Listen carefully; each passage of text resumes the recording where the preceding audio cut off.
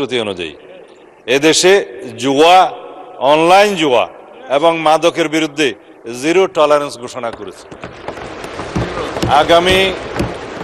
আগামী 30 এপ্রিলের পরে এই মহান সংসদের সেশন শেষ হওয়ার পরে আমরা সমন্বিতভাবে এ বিষয়ে সারা দেশে একটি সুসমন্বিত অভিযান পরিচালনা করব। মাননীয় স্পিকার, রাত হলেই বুনো উল্লাস, দবে না সীসা লাউঞ্জ।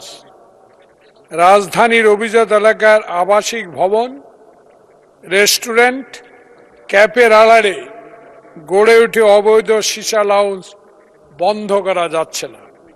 বারবার অভিযান চালানো হলেও বন্ধ হচ্ছে না এই সীসা লাউঞ্জগুলো।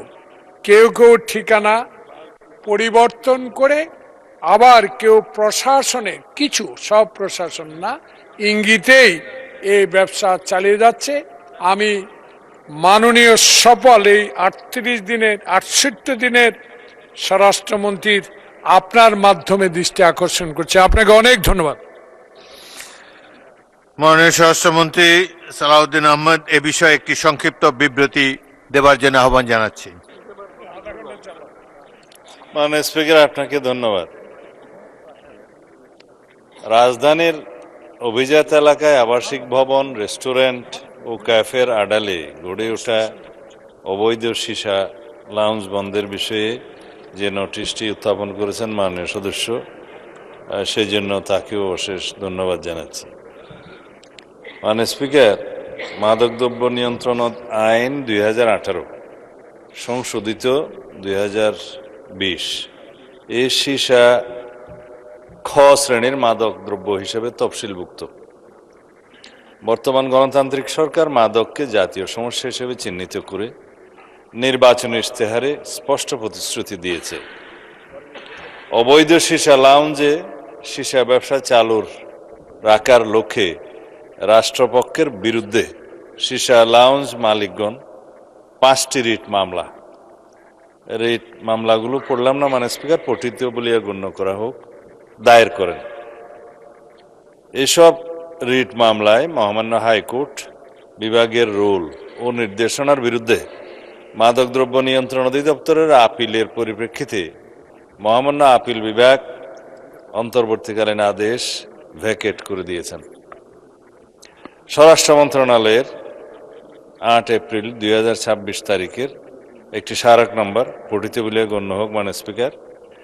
এই স্মারকে অনুমোদনবিহীন সীসা লাউঞ্জ নামক মাদক স্পট বন্ধের নির্দেশনা বাস্তবায়নে মাদকদ্রব্য নিয়ন্ত্রণ অধিদপ্তর সহ সংশ্লিষ্ট আইন শৃঙ্খলা রক্ষাকারী বাহিনী সমন্বিতভাবে কঠোর পদক্ষেপ গ্রহণ করেছে।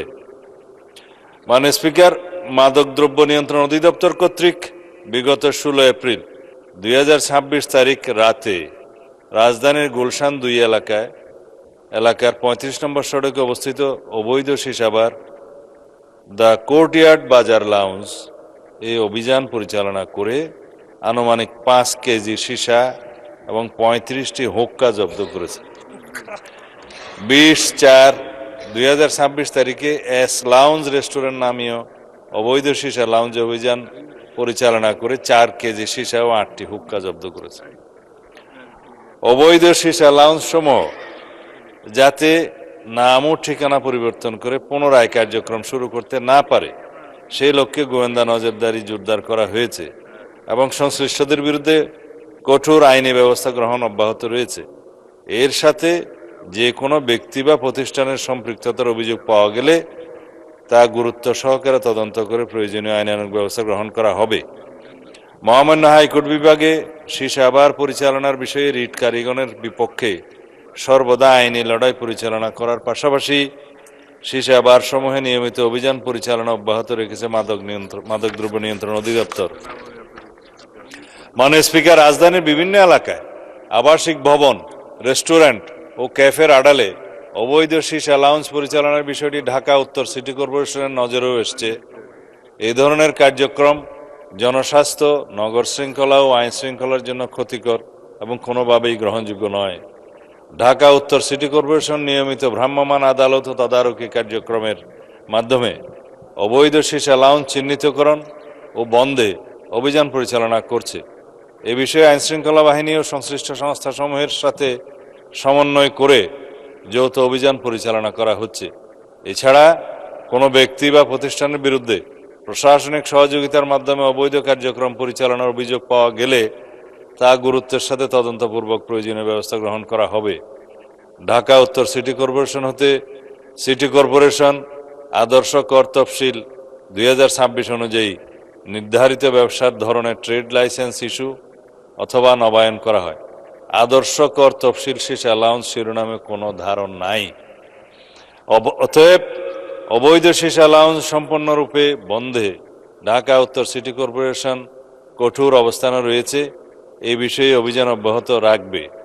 বিগত আওয়ামী লীগ সরকারের শাসনামলে 2009 থেকে 2024 পর্যন্ত রাজধানী ঢাকার গুলশান, বনানী, ধানমন্ডি, মোহাম্মদপুর, উত্তরা ও বারিধারার মতো অভিজাত এলাকায় আবাসিক ভবন, রেস্টুরেন্ট এবং ক্যাফের আড়ালে ব্যাপকভাবে অবৈধ সীসাবার ও লাউঞ্জ গড়ে ওঠে। প্রভাবশালী রাজনৈতিক ব্যক্তি, অসাধু ব্যবসায়ী এবং প্রশাসনের কতিপয় কর্মকর্তার ছত্রছায়ায় নিয়মিত এসব স্থানে মাদক সেবন, কেনাবেচা সহ বিভিন্ন অনৈতিক কর্মকাণ্ড পরিচালিত হতো। বিভিন্ন সময়ে অভিযানে কিছু সীসাবার বন্ধ হলেও পরিবর্তন করে এবং প্রভাব খাটিয়ে আবার তা চালু হতো।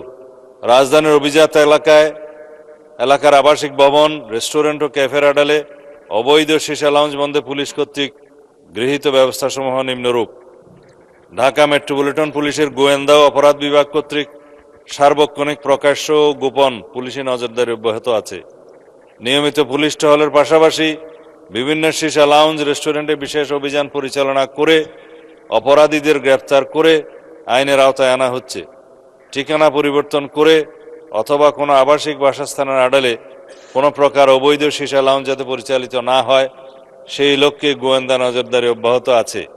আবাসিক বা বাণিজ্যিক ভবনে অবৈধ সীসা লাউঞ্জ স্থাপন করে যাতে কেউ ব্যবসা করতে না পারে সেই বিষয়ে বিট পুলিশিংয়ের মাধ্যমে ভবন মালিকদেরকে সচেতন করা হচ্ছে। কোনো পুলিশ সদস্যের বিরুদ্ধে এই ব্যবসায় মদত দেওয়ার প্রমাণ পাওয়া মাত্রই তার বিরুদ্ধে বিধি মোতাবেক শাস্তিমূলক ব্যবস্থা গ্রহণ করা হচ্ছে।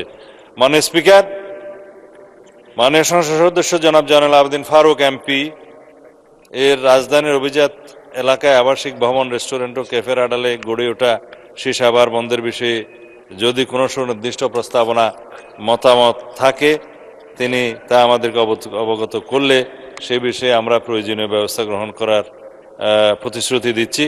মাননীয় স্পিকার, আপনাকে ধন্যবাদ। এ বিষয়ে শুধু একটা লাইন অ্যাড করতে চাই।